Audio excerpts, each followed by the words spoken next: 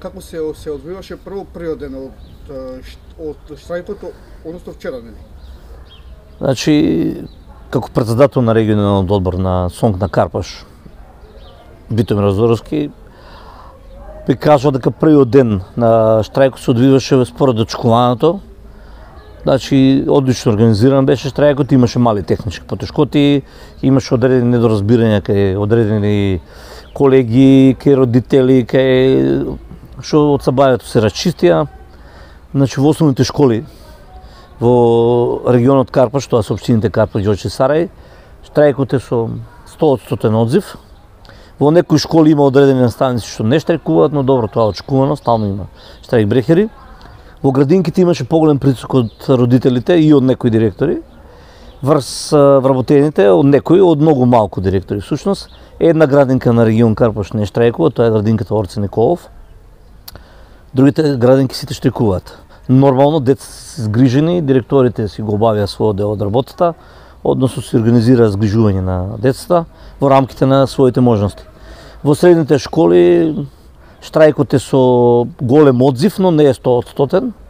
Значи, во сите средни школи на полето на нашиот регион, на територија на нашиот регион, сите тие штрајкуваат со различен интензитет. Неколку школи се 100% во штрајк, а неколку се најслабо во, за жал, во гимназијата Ѓорѓе Димитров, кај што околу 30-40% наставници штрајкуваат само.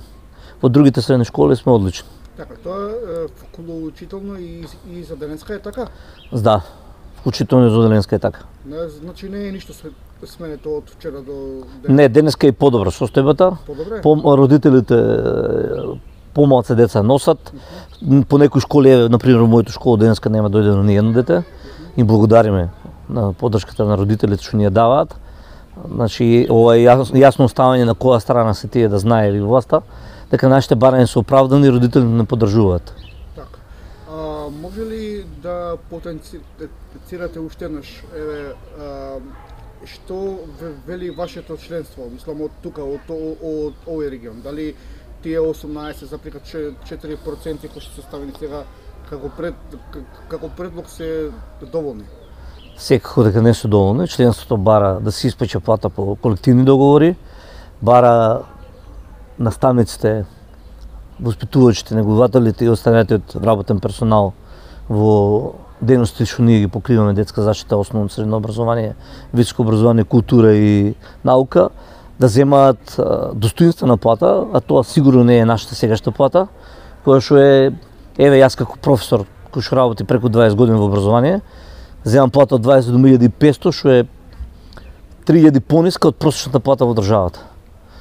Значи, секако дека членството не е задоволно, но ние како СОНК, како репрезентативен синдикат, голем синдикат со исто толкова одговорност, единствен репрезентативен во државата со 30 скоро 1000 членови, имаме разбирање за сите проблеми кои што ги има владава, но тоа не значи тие да немаат разбирање за нас.